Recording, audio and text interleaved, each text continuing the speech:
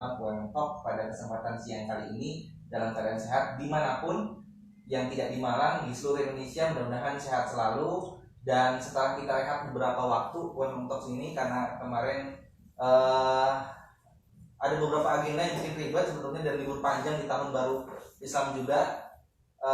Kita kembali lagi di UMM Talks yang bakal ngasih inspirasi di bidang apapun, ya, inspirasi bisnis, inspirasi motivasi dan lain sebagainya. Nah, kali ini UMM Talk bersama saya Chandra dari Humas UMM setelah mengundang Mas Taufik Sabuanto. Siap. Yang kemarin mungkin teman-teman sekalian sudah nonton di Kick and D yang memberikan inspirasi soal tentang sampah menjadi rupiah, kalau nggak salah ya. Ya, dan untuk tahu sedikit teman-teman sekalian, Mas Taufik ini, saya panggil Mas Taufik meskipun kita sebetulnya jauh. Apa-apa. Ya, Mas Taufik. Alumni tetap alumni lah ya. Iya, jadi ini sesama alumni kita bakal ngobrol. Nah, jadi Mas Taufik ini alumni FEB angkatan 97. Ya, setahun sebelum reformasi. Berarti ikut juga nih. Ya, hampir tahun 9, rentang waktu 97 98 sampai awal 99 waktunya habis di jalan. Ya. Jadi aktivis juga kan? Iya. Ya, mungkin kita bisa cerita sedikit-sedikit tentang aktivitasnya di kampus juga, dan barangkali ada hal yang mungkin dipelajari selama kuliah yang bikin dia jadi orang keren banget di masa sekarang. Itu ya Mas Taufik? Siap. Oke, jadi Mas Taufik ini sebagai founder dari Hot Bottles Recycle Company. Ya. Ya, apa itu sebetulnya? Ya. Company apa sebetulnya? Ya. Hot Bottle itu sebenarnya hasil sebuah kontemplasi di mana sebenarnya Hot Bottle itu bukan recycle company, itu bukan sebuah perusahaan yang money oriented. Sebenarnya dia itu social oriented. Kalau socialpreneur gitu. Iya, socialpreneur itu sekarang hidup saya itu fokusnya sekarang di socialpreneur, di mana sama entrepreneur, sama same with usually entrepreneur, almost same, tapi bedanya investasiku dalam bentuk pendidikan. Terus profit yang aku dapat kalau bisnis ya mau jadi seorang pure entrepreneur ya dapat duit. Yeah. Tapi kalau aku di sini kita nggak ngomong duit, tapi pendidikan itu sejauh mana bisa sukses. Karena memang sebenarnya apapun yang aku punya sekarang fokusnya bisa aku share ke sebanyak mungkin orang. Dan karena semakin banyak orang itu terinfluence, semakin banyak juga berarti aku getting profit. Profitnya cuma not talking about money anymore. Ya sudah nggak ngomong duit lah. Sudah ngomong duit karena udah lebih lah. Insya Allah ya sudah merasa cukup sudah. Oke, nah teman-teman sekalian, kita membuka kolom komentar di live ini. Jadi teman-teman sekalian silahkan untuk komentar, boleh tanya atau masuk komentar apa bagi yang sudah kenal maupun belum kenal Mas Taufik, karena nanti bakal banyak inspirasi yang kita dapatkan dari Mas Taufik ini. Dan jangan lupa untuk follow semua media sosialnya UMM Kampus, ada Instagram, YouTube, dan Twitter dan lain sebagainya. Dan nanti buat teman-teman sekalian, mungkin ada calon mahasiswa baru UMM yang sedang menonton inspirasi pada siang kali ini, bisa kalau mau daftar silakan kunjungi pnb.umn.ac.id. Oke. Gini Mas, jadi boleh nggak saya sebut Mas Taufik ini sebagai pemulung?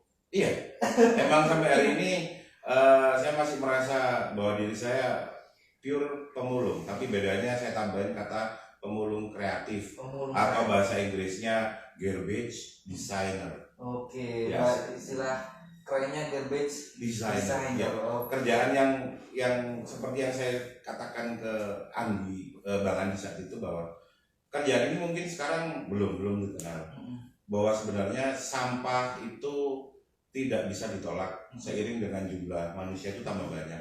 Yang bisa dilakukan adalah bagaimana menjadikan sampah itu yang tadinya itu adalah hama, adalah masalah, ada tumpukan masalah dengan segala kerusakan alam yang ditimbulkan, itu bisa di-switch untuk bisa dijadikan raw material, free raw material. Ya, jadi material mentah yang gratis. Dan itu bisa di-upcycle, bisa dilanjut lagi rentangnya itu yang tadinya sampah, itu dilanjut lagi untuk dijadikan sebuah new product. ketika ide memulai usaha kan nggak mungkin langsung kepikiran sampah gitu. Kenapa mesti sampah? Ya jadi saat itu saya pernah ngalami sebagai seorang ya tahun 99 masih kuliah saat itu saya sudah tahun 19 sudah memulai kerja. Saya di pasar besar saat itu di Malang. Sampai kemudian di tahun 2002 saya sudah punya perusahaan di Mabes TNI, di daerah Mabes TNI, sampai hari ini juga masih ada.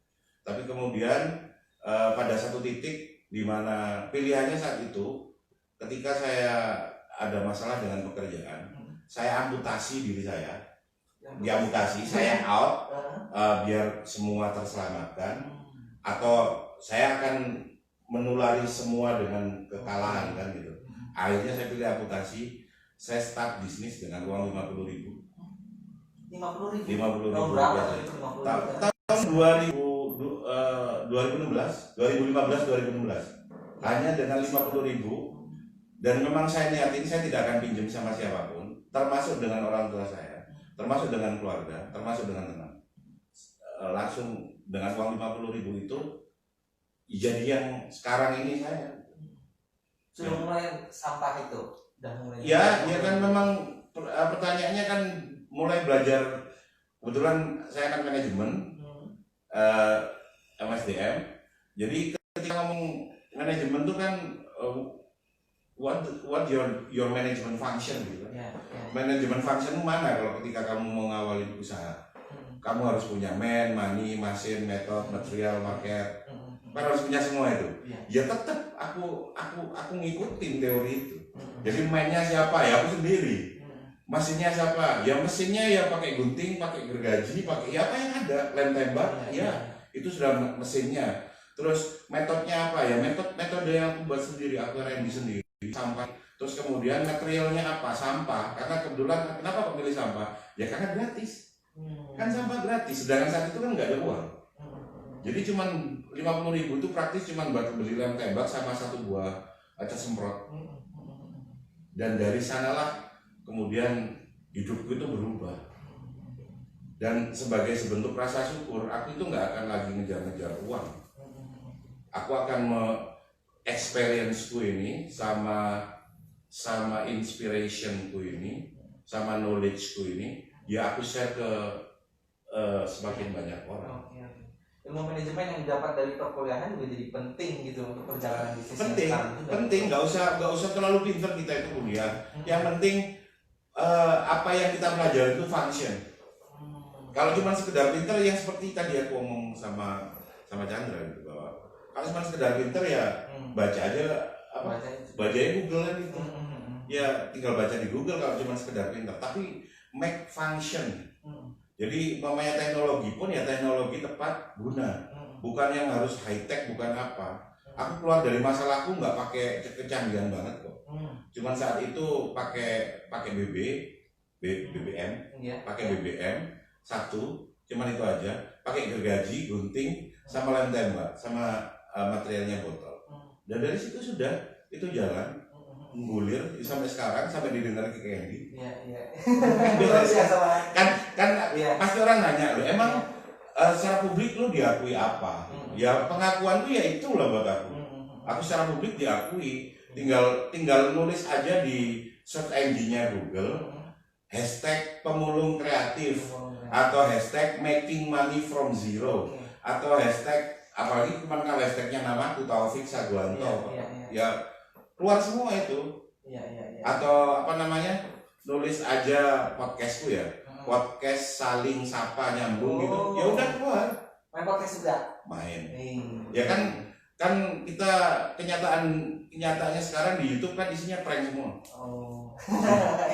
Isinya kan barang yang enggak, yang cuman hiburan aja tanpa merendahkan siapapun. Isinya kan semua talking about cuman hiburan. Nah, Mas Taufik akhirnya ingin mengisi kekosongan itu, sesuatu yang meskipun sederhana, at least itu ngajakin orang berpikir cerdas. Oke, nanti bisa didengarkan podcastnya. Tadi aku tertarik sama hashtag yang kedua tadi, making money from zero. Itu gimana tuh maksudnya?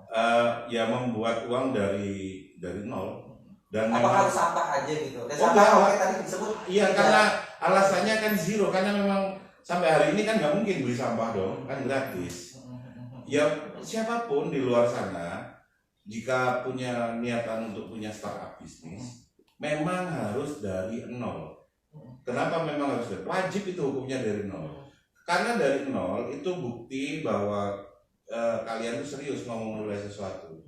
Semakin minim fasilitas, semakin minim apa namanya dukungan, termasuk dukungan dana, itu sebenarnya nilai plus. Kenapa begitu, Mas? Sekarang gini, yang akalnya banyak, orang yang perutnya kenyang apa yang lapar? Kan gitu. Orang yang idenya banyak itu orang yang perutnya kenyang apa lapar? Ya pasti lapar gitu. Terus orang yang mempunyai kekuatan lebih dari kekuatannya biasa ketika apa? Terjepit atau lagi santai? The power of kepepet. Ya, kan ada orang ngomong kayak gitu. Jadi ketika kita itu minim fasilitas, sebenarnya itu fase terbaik untuk kita getting experience and getting knowledge itu maksimum. Kalau mamanya lapar nih, ada duit berapa? 10.000. Ya udah, kita jalan. Akhirnya kan jalan. Dengan dia jalan kan dia nemuin experience-nya. Oh, berarti kalau jalan kita bisa untuk dapatkan harga murah ya kesini. Ada experience, ada knowledge di situ. Oh, ternyata kita dengan uang nggak sampai 10.000 kita bisa beli nasinya aja, beli sayurnya di sini. Akan berbagai macam experience sama knowledge itu numpuk di situ. Tapi kalau kita punya 20.000, oke lah langsung order di apa food itu di online food itu. Ya kita cuma dapat apa experience-nya? Cuman tahu kalau pesen ke sini lewat ini itu aja. Tiba-tiba makanan sudah ada di depan rumah. Kita dapat experience nggak? Kita dapat experience nggak? Kita dapat knowledge nggak? Enggak. Makanya kayak istilahnya anak game itu cheat. Tahu nggak sih cheat ya? Mamanya stage 1. Kalau mamanya dia benar-benar berproses, dia akan stage 1 selesai. Dia akan to the next stage. Justru lompatannya kadang lebih tinggi gitu. Karena orang yang punya privilege ini itu sudah punya. Kalau ada privilege itu sebenarnya dia tidak akan getting experience sama knowledge. Karena experience sama knowledge-nya praktisi itu tidak bisa ditemui di sekolah manapun. Karena setiap experience-nya orang per orang itu customized dari Tuhan. Jadi kayak mamanya custom knowledge-ku sama experience-ku. Aku buku kan memang bisa dipelajarin orang. Tapi kalau kemudian itu bisa menyelesaikan semua masalah orang, nggak mungkin. Dan hasil dari experience-mu, dari knowledge-mu tadi, itu kan nyimpen di file memori otakmu. Dan itu adalah literatur yang tidak bisa kamu dapatkan di buku manapun, di perpustakaan manapun di seluruh dunia. Customize punyamu dan siapapun tidak bisa mengganggu.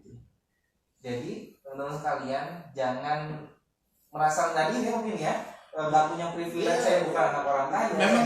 Memang harus if you want to be good startupper, you have to start your own business from zero without any privilege. Karena semakin zero, semakin minim privilege yang kita punya, percayalah experience sama knowledge-nya itu lebih. Karena merasa semuanya sudah ada, ya kadang-kadang kita kalau buku kan cuma teori, di buku itu cuma teori. Terus bagaimana teori tadi bisa function atau enggak, itu ya balik ke mahasiswanya sendiri, balik ke pribadinya sendiri-sendiri, kan gitu. Ada orang yang hafal baca ribuan buku, ratusan buku, ribuan buku, tapi dia nggak bisa membuat itu function. Yang ada makin banyak dia tahu, semakin bingung dan makin takut dia bergerak. Banyak itu terjadi. Oke, Mas Taufik, sekarang kita balik lagi ke awal tentang Hot Bottles Recycle Company. Mungkin teman-teman juga yang belum nonton Pick Andy ataupun belum baca profilnya Mas Taufik di sosok di Kompas, hanya 3 orang ternyata di UMM yang sudah masuk di rubrik sosok Kompas. Ya. Pak Malik Fajar, Pak Muhajir Effendi, dan yang ketiga adalah Mas Taufik ini. mahasiswa beliau berdua. Iya, mahasiswanya bisa masuk ke rubrik sosok di Kompas, luar biasa banget. Dan sebetulnya apa sih dari sampah itu terus diapain gitu Mas? Jadi sampah itu saya paksa dengan saya R&D sampai ratusan, bahkan saya bilang ribuan kali. Saya pasti ada celah di mana meskipun saya jadi pemulung, tapi saya tidak harus memikul ratusan botol hanya untuk mendapatkan beberapa rupiah uang. Pasti ada celah di mana hanya beberapa botol saja itu bisa menghasilkan uang yang layak untuk saya menyambung hidup. Dan iya ternyata. Jadi 1 buah botol pernah terjual 2 juta rupiah. 1 buah botol. Ya, 1 buah botol sampah itu pernah laku termurah, pernah laku di saat maba 2017 di kampus ini, laku 200.000. 1 buah botol yang diminum sama anak maba saya minta, terus kemudian dalam waktu 5-7 menit saya create, terus saya istilahnya dilelang, laku 200.000. Itu termurah. Termahal pernah laku, kegiatan itu pernah laku termahal 2 juta rupiah hanya dengan 1 buah botol plastik. Ini pekerjaan pemulung betul-betul ini. Iya, jadi saya bilang kan pemulung kreatif. Jadi kan saya garbage desainer sampah. Jadi sampah terkecil sampai sampah terbesar itu didesain sedemikian rupa untuk memiliki nilai jual lebih. Bisa diceritakan apa aja yang dibentuk? Katanya ada tadi botol diapakan itu? Jadi botol digunting dalam waktu 5 menit jadi replika kendaraan salah satunya motor. Terus bisa juga dari 1 buah botol itu bisa dijadikan replika robot Gundam. Bisa. Terus kemudian dimasukkan ke semacam kalau sekarang anak sekarang nyebutnya apa ya? Frame 3D ya. Frame 3D. Itu kemudian bisa dijadikan replika yang bisa ditaruh di tembok. Terus saya membuat replika dekor, jadi buat replikanya barang-barang antik macam-macam. Dan itu laku. Dari sampah. Laku. Terjual paling jauh ke pojokannya dunia, yaitu di Kanada, Rusia. Pernah pertama kali ngirim paling dekat di New Zealand. Paling dekat New Zealand. Bocokan sana. Iya. Dan customer saya terbanyak sekarang Jepang. Justru paling banyak. Indonesia? Indonesia ya cuman ada yang DM sih beberapa. Tapi kalau Indonesia harganya paling 300.000. Pasar paling besar justru luar negeri. Iya. Dan saya memang yang saya selalu jadi patokan itu memang trennya luar negeri. Saya nggak ikut trennya sini. Kenapa? Apa yang salah sama Indonesia? Nggak nanggung, biar nggak nanggung aja. Sekalian aja. Karena orang kan banyak tahu. Ya jadi kan gini, yang membedakan saya dengan kebanyakan pemulung itu, pemulung di luar sana. Pemulung di luar sana berpikirnya saya memulung karena keadaan. Kalau saya karena pilihan. Terus ketika orang menjadi pemulung itu takdir. Saya juga merasa itu takdir. Tapi si pemulung kebanyakan dia menerima takdirnya sebagai pemulung juga plus nasibnya sebagai pemulung. Tahu nggak nasibnya sebagai pemulung gimana? Di depan kampus sana udah dikasih tulisan pemulung dilarang masuk. Udah saya masa mau nggak masuk ya masuk aja. Nggak masalah kan. Di rumah saya juga di depan pos satpam juga pemulung dilarang masuk. Ya saya tetap masuk karena saya beda dengan pemulung yang nasibnya juga mengikuti nasib pemulung. Saya pemulung tapi takdir saya memang pemulung, tapi nasibnya tidak. Nasib saya tetap saya usahakan nasibnya tetap sebagai seorang CEO. Karena nasib bisa diikhtiarkan. Diikhtiarkan sehingga ada CEO yang masuk ke Andy, ada pembunuh yang masuk ke Kick Andy, dan ini is normal. Karena apa? Saya membentuk mental saya. Takdirnya memang cuma sekedar pemulung takdirnya, tapi nasibnya tidak. Tidak, nggak boleh nasibnya. Sama kan Chandra juga sekarang mulai punya bisnis kuliner, roti bakar. Ini nggak promosi, tadi cuma di belakang ya. Takdirnya, usahakan takdirnya memang sebagai penjual roti bakar, tapi tidak dengan nasibnya. Nasibnya tetap harus CEO. Nasibnya harus iya dong. Jadi sehingga mental yang dibentuk oleh alam bawah sadar itu adalah mental seorang CEO.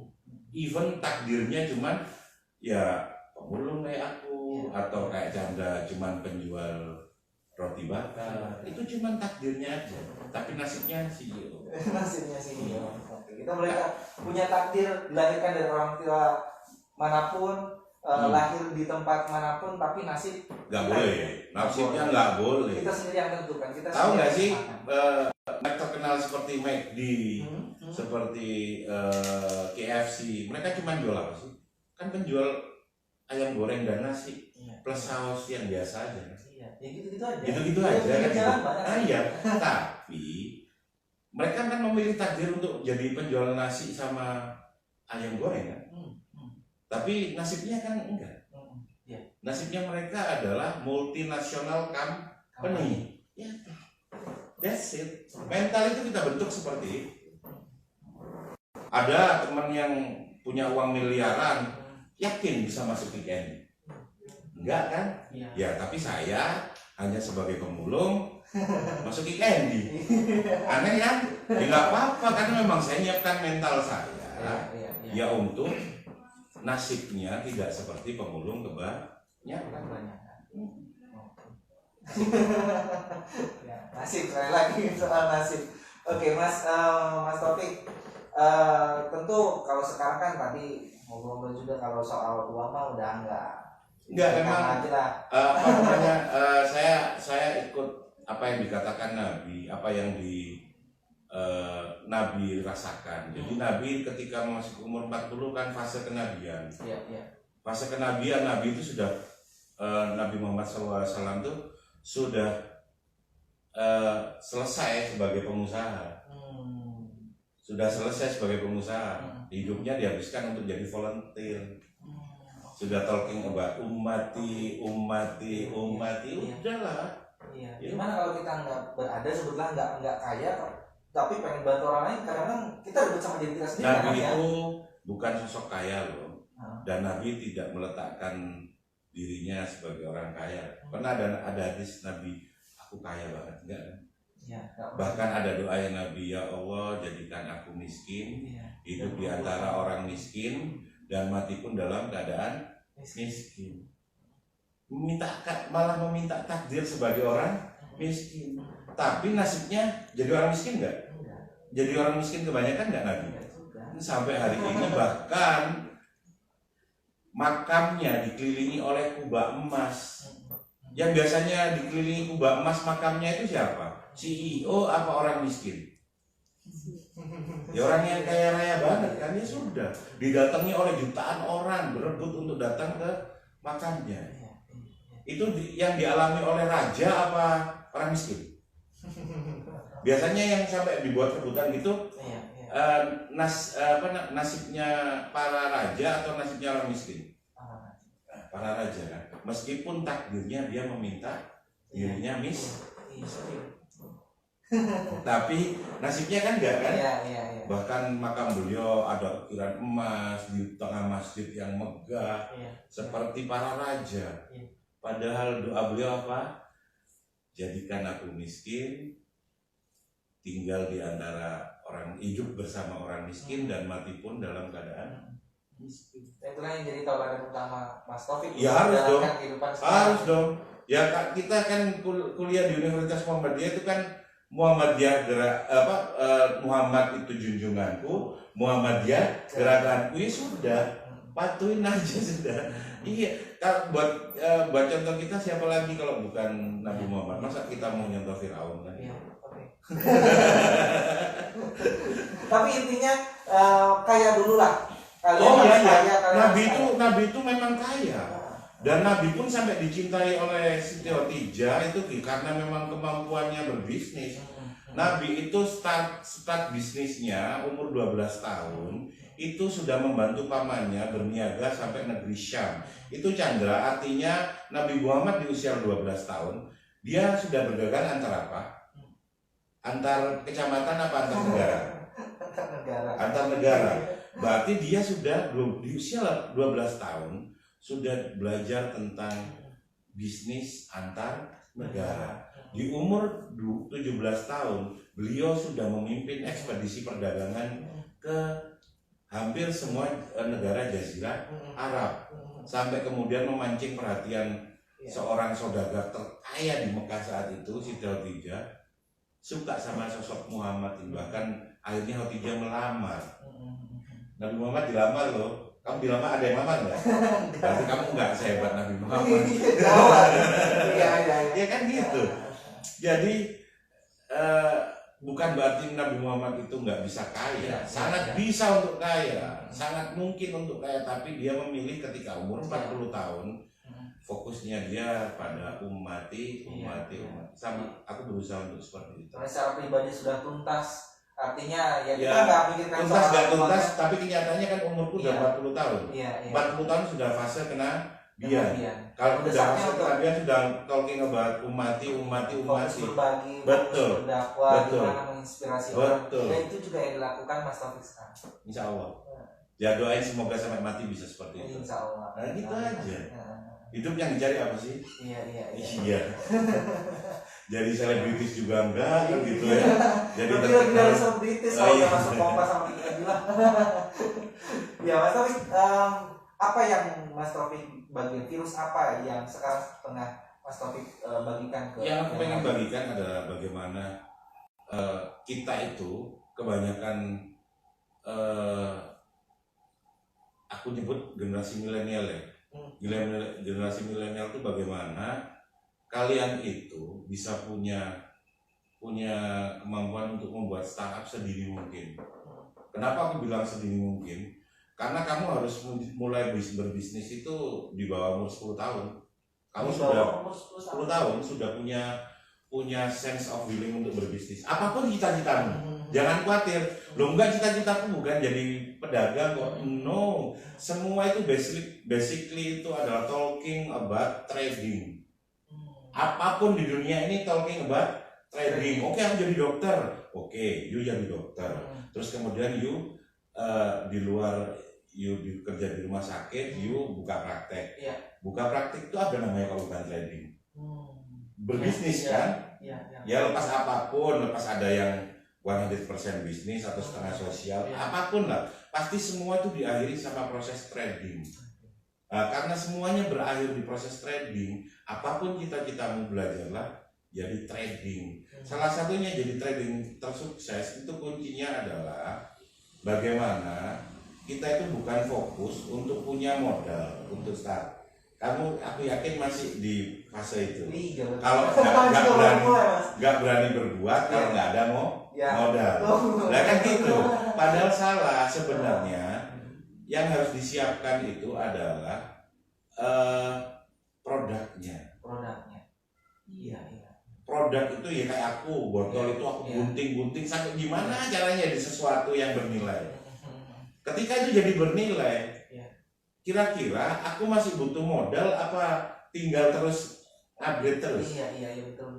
Sama. Umpamanya nih roti bakar, baru ada duit, baru belajar dengan cara moles kan gitu kan, kamu dapat duit dulu kan baru ditelanjangin gitu ya. Enggak, aku kan cerita kebanyakan. Kalau aku ngomongin orang kan gibah, jadi ngomongin kamu. Jadi aku jamin kebanyakan orang pasti betul itu yang aku lakukan. Iya, jadi terima duit dulu untuk modal berapa ini? 1 juta ya, oke 1 juta.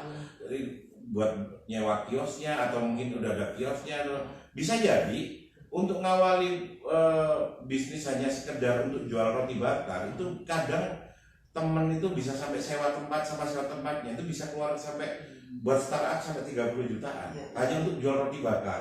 Kamu tak jamin ya segituan lah hanya untuk jual roti bakar. Padahal roti bakar itu sebenarnya fokus di gimana cara membuat roti bakar yang menarik, yang keren. Kalau nggak bisa nyewa tempatnya, ya dijual secara online. Secara online itu ya nggak pakai uang kan gitu.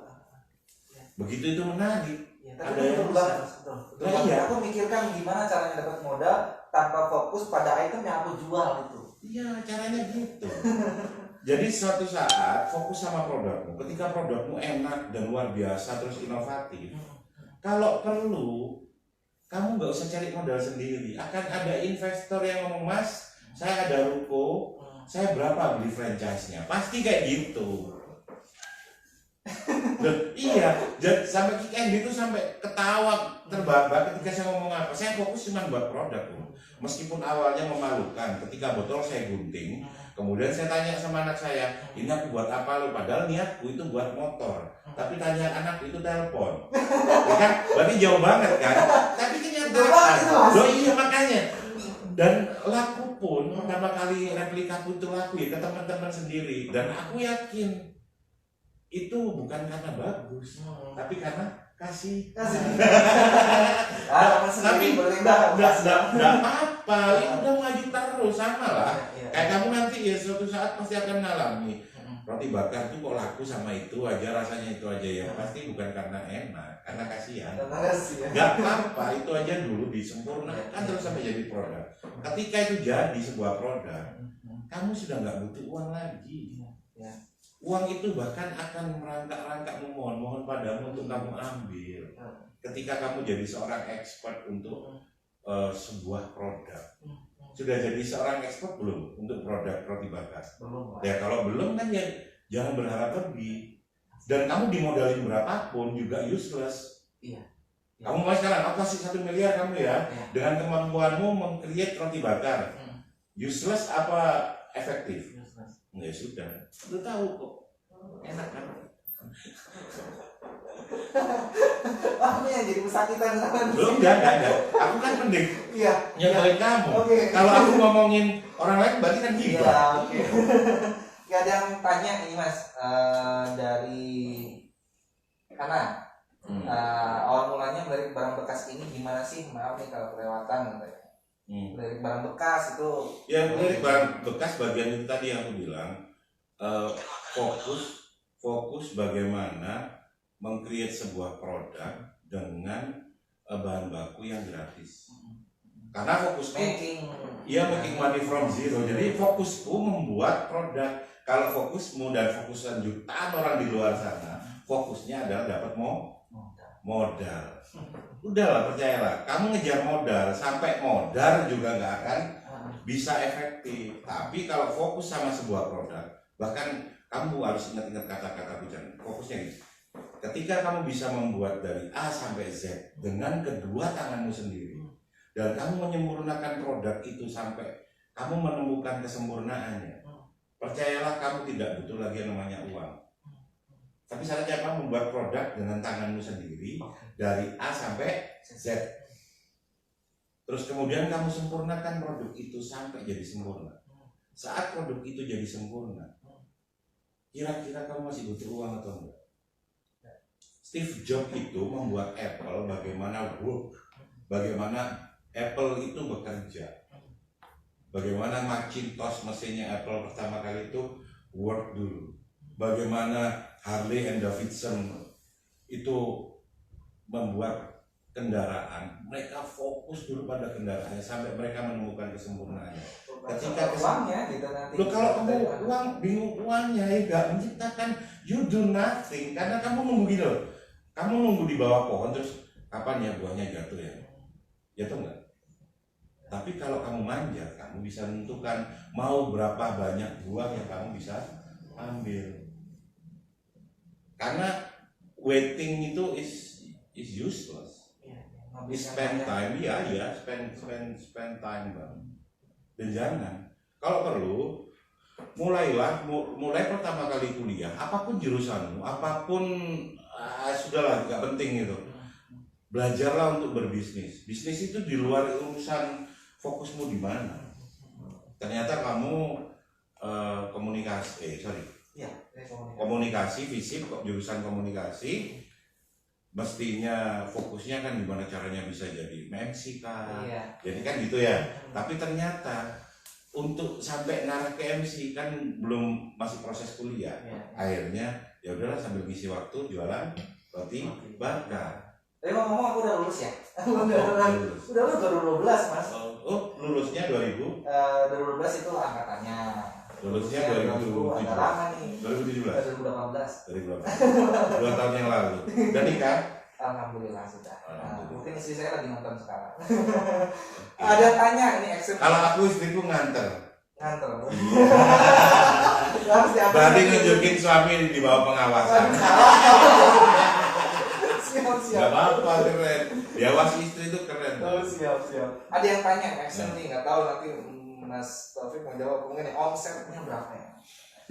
Gini aja, dari pelatihan aja, saya nggak mau cerita omset. Saya pernah membukukan dari jual pelatihan aja, yang satu orang saya kenakan 100.000, pernah rekor di sebuah minggu, hari ke-1 sampai ke-7 itu hampir 1.500 orang yang saya ajari. Satu orangnya bayar 100.000. Dari dalam satu minggu saya dapat uang berapa?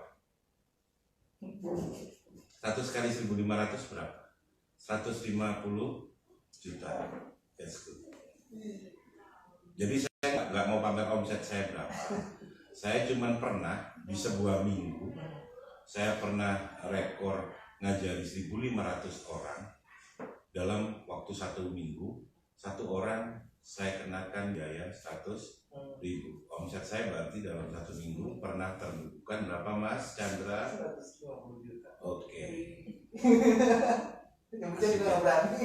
Ya, itu berarti saya kan sudah nasibnya sama kayak CEO.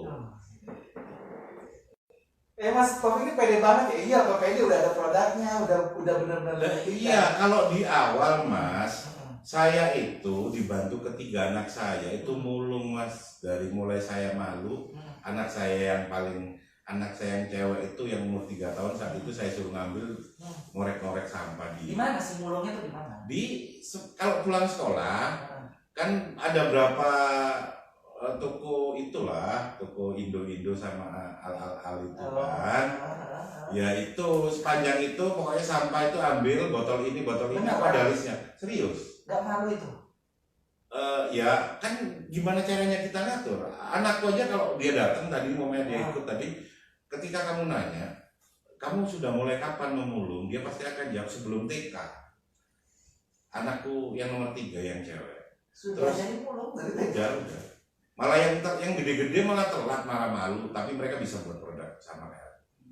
Jadi dari sebelum TK, loh kok nggak malu memulung? Dia pasti ngomong enggak. Loh yang mestinya malu siapa? Karena pasti kata kunci itu di terakhir di ujungnya. Yang mestinya malu adalah mereka yang membuang sampah sembarangan. Kata kunci aja anak kecil. Sehingga apa, anak-anak di rumah saya tidak ada yang merendahkan sebuah pekerjaan. Semua pekerjaan itu selama tidak meminta-minta dan tidak mengemis itu berarti sebuah pekerjaan. Kadang ada orang tua itu tidak menyadari bahwa anaknya dia pasti akan ditanya, ibu malu nggak kalau punya anak jadi pemulung? Ya malu lah Mas, apalagi lulusan Universitas Muhammadiyah. Ya saya pun saat itu juga malu, sama. Tapi kan sesuatu itu kan memang harus diperjuangkan. Gitu. Memang harus diperjuangkan. Dan masih untung cuma modal malu gitu. Mungkin modal malu kan gratis Mas. Jadi sampai saat itu ya mungkin dosen saya pun malu kalau tahu. Bahkan orang tua saya pun pasti akan malu ketika saya memulung. Tapi percayalah sekarang mereka semua bangga pada saya. Kan orang itu tahunya kan pada saat kita udah jadi sesuatu. Dan semakin itu diawali dari sesuatu yang rendah, hasilnya akan jauh lebih mental. Udah itu aja kunci. Serius aku dari malu, anakku yang aku ini Sampai sekarang. Kalau sekarang udah enak, Udah ada. tetangga itu udah ngerti. Ya. Jadi ada yang mereka botol sampah mereka itu kalau botol apa udah ditaruh sendiri-sendiri, udah dipisahin, udah enak. Kayak kemarin aku buat kursi dari ban bekas, aku rajut. Jadi 2 hari kemudian tetangga ada punya ban bekas, udah ditaruh gitu aja pagi-pagi, aku nyantai aja, nggak terlalu capek jadinya, enak kan? Minimal gini, sampah di rumahku nggak pernah keluar dalam kondisi sampah gitu aja. Pasti cuma kecil-kecil, serpian gitu aja. Semuanya sampai sampunya istriku, sampunya anak-anak itu semuanya function, semuanya jadi sesuatu, nggak ada yang kebuang, nggak ada buang ya.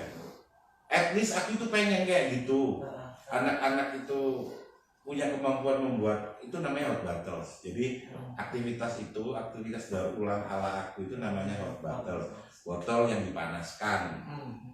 Jadi obsesiku sekarang, sebelum kamu nanya, mumpung aku ingat, obsesiku sekarang adalah jika Jepang punya origami, Indonesia harus punya hot bottles. Itu lebih keren dari origami. Dan tujuanku sekarang, bagaimana hot bottles itu bisa masuk ke kurikulum sekolah. Iya. Dan bayangkan ketika ada anak kecil rebutan sampah botol, kemudian digunting-gunting jadi sesuatu buat replika, buat prototype, desain segala macam dari sampah botol plastik. Mindset mereka akan jadi kreator apa operator? Kreator.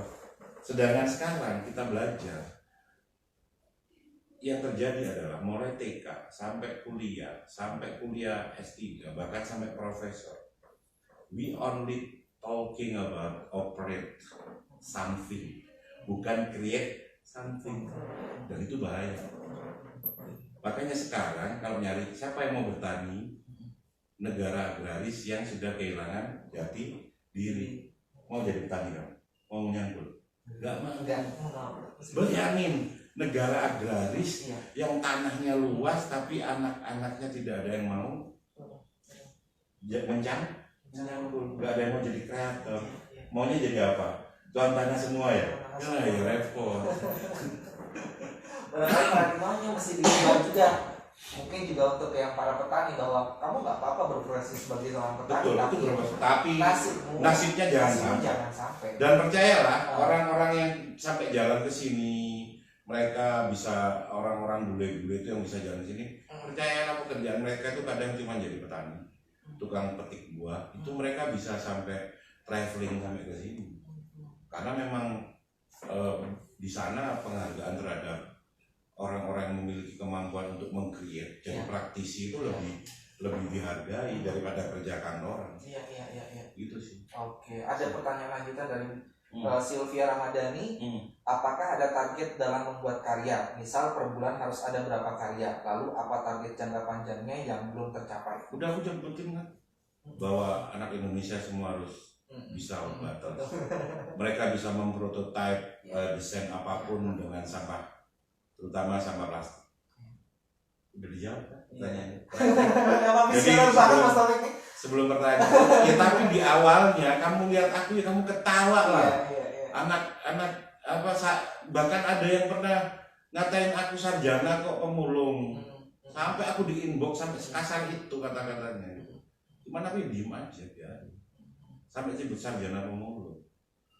Sampai mereka hampir, padahal nggak salahnya sebuah titel sarjana, nggak salah itu. Ya, tapi sampai ngalamin kayak gitu, bulian kayak gitu, yang ada bulian yang dari keluarga aku, keluarga besar aku itu gila, terus ada yang ngomong stres, bodo amat tuh. Yang kamu bilang gila dan stres itu sekarang secara publik diakui, mau apel, mau apel lagi. Yang sekarang kita nggak tahu, aku bakal masuk surga atau neraka, tapi aku cuma gini aja, sejauh mana yang aku lakukan itu diakui publik, dihargai publik, that's it. Kalau mau ngomong nanti surga neraka, nanti lah pas sudah mati, nggak tahu lagi kan gitu. At least kita tahu lah penghargaan orang itu terhadap apa yang kita lakukan itu sejauh apa. Ya udah aku bisa buktiin. Kan gitu. Masa kamu baru masuk ke media mainstream atau ke sosmed pada saat kamu pakai rompi warna orange? Tahu nggak? Ya iya udah. Kan berarti kan, dan percayalah mereka itu semua terdidik, mereka itu semua pintar dan kaya. Iya. Tapi yang bermasalah apa? Mentalnya. Udahlah. Ini mentalnya. Mereka takut kalau dibilang nggak kaya, nggak oke, takut. Padahal mau jadi apapun nggak masalah. Yang penting takdir boleh menjadikan diri kita apapun, tapi nasibnya jangan. Ya, nasibnya terserah kita. Oke. Kita flashback lagi ke belakang semasa kuliah. Kan sekarang tentu aja kan disebutlah berbeda sekali dengan jurusan yang Mas Taufik. Beda. Dulu ini ya SDM ya, manajemen ya. Iya, aku manajemen MSDM, dan percayalah apa yang sekarang kampus itu keren banget sekarang itu. Apapun ada, fasilitasnya ada. Zaman dulu aku mau bisnis itu mau nggak mau aku dulu sampai ini. Jadi ada bapakku punya tuh kios di pasar yang nggak dipakai, itu yang pertama kali aku, ya karena memang kalau zaman dulu kalau nggak ada tempat ya nggak bisa bisnis. Tapi kalau sekarang ya kan dulu kan harus manualan. Kalau sekarang kan gampang, kamu bakar roti, kamu foto, kamu upload video yang bagus, kemudian kamu upload di Instagramnya kasih nama roti bakar cakep gitu. Udah itu jadi tokomu sudah. Open PO, bisa order di GoO sama GoO gitu kan. Jadi ya kayak gitu. Jadi kita bisa order itu, dan kemudian dari situlah kita sudah bisa membuat sebuah startup usaha. Kalau zaman dulu nggak bisa. Jadi kamu harus benar-benar nyari tempat untuk kerja, cari tempatnya juga nggak boleh asal, harus strategis, harus banyak syarat. Dulu mau pasang iklan di koran segini itu 90.000 Pak.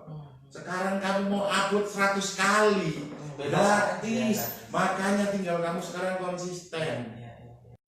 Itu aja. Nyesel nggak jadi kuliah itu sebetulnya? Enggak. Jadi sarjana kok malah jadi? Enggak. Kan balik lagi aku ngomong. Percayalah apa yang diajarkan di kampus itu memang sebenarnya sekarang banyak ya. Kalau cuma sekedar pinter bisa lah. Kita nggak usah kuliah. Kita cuman langsung belajar dari Google, atau kalau nggak gitu ikut online university, apapun lah boleh. Kalau cuman prosesnya cuma sebatas transfer knowledge. Tapi we are not talking about only transfer knowledge. Kita juga harus belajar. Katanya orang-orang bijak, ketika kamu belajar dari buku pun gak punya guru, maka yang akan jadi gurumu adalah setan. Percaya deh. Dan percayalah, guru itu juga membawa keberkahan. Dan di dunia yang sudah serba modern ini, kata-kata berkah itu kemudian kok jadi makin hilang. Saya masih percaya ada keberkahan, masih percaya sampai hari ini, dan itu bagian dari iman saya, percaya terhadap sebuah keberkahan. Dan berkah dari guru itu lebih penting dari pendidikan itu sendiri. Bukan hanya transfer. Kalau cuma sekedar pendidikan, kalau cuma sekedar transfer knowledge, terus cuma nanti kamu titel, kalau cuma sekedar itu saja, itu hanya menghasilkan orang yang merasa lebih tinggi dari dirinya, hanya menghasilkan orang-orang yang egois. Bahkan seorang Tan Malaka pernah bicara, apabila seseorang yang terdidik, kemudian dia merasa dirinya lebih tinggi dari yang bekerja dengan cangkul, maka pendidikan itu tidak usah diberikan sama sekali. Kalau cuma menghasilkan orang pinter saja, tapi tidak membuat dia menjadi rendah hati, berakhlak dan beradab, lebih baik gak usah sekolah, gak usah ada pendidikan sama sekali. Karena nggak penting itu pendidikan. Dan memutuskan untuk kuliah itu jadi sesuatu yang penting, karena banyak hal yang tidak kita dapatkan bisa di luar. Pengetahuan bisa dicari di Google. Bisa. Iya, bisa. Tapi tidak dengan keberkahan mencari ilmu. Spirit of kalau bahasa Arabnya itu tolabul ilma. Jadi mencari ilmu itu ada sisi-sisi pahala yang tidak didapatkan di ibadah manapun. Makanya berniatlah jadi murid, untuk mencari guru, kemudian dari guru itu kemudian kita cari ilmu. Kita harus balikan ke nilai-nilai itu. Kan kalau cuma di Google berpahala nggak? Kalau cuma cari infonya aja kan nggak berpahala. Iya. Tapi kalau kita niatin, saya berangkat dari rumah, saya kos terus ke kampus, ya yang penting tidak salah niat. Niat saya adalah thalabul ilmi dan mencari ilmu. Dan di balik mencari ilmu tadi itu ada pahala yang tidak didapat di ibadah manapun. Makanya sampai hari ini pun aku tetap merasa bahwa aku juga tetap seorang murid dari guruku. Iya, karena segalanya semua. Iya, sampai kan harus mulai lahir sampai mulai dari ayunan sampai ke liang lahat itu ya proses cari ilmu nggak ada habis. Dan Mas Taufik adalah orang yang sepakat bahwa menjalani proses pendidikan di kuliah di sekolah adalah bentuk mencari keberkahan di masa depan juga. Ya bukan hanya sekedar materi ya, tapi bukan sekedar kepintaran saja, tapi di sana ada nilai, ada sistem nilai, ada sistem keberkahan, ada sistem pahala yang kita nggak akan dapat dari ibadah apapun. Pahalanya orang cari ilmu itu nggak bisa ditukar, nggak bisa didapat dengan Google. Saya niat belajar ke Google biar dapat pahala thalabul ilmi, nggak bisa ditukar. Gurunya siapa? Gurunya siapa? Bahkan ada kamu, ada buku, nggak ada gurunya, itu setan yang jadi gurunya. Ini aku kasih buat kamu. Betul dikasih nih. Inspirasi wirausaha ini bisa di toko buku ada? Enggak, online.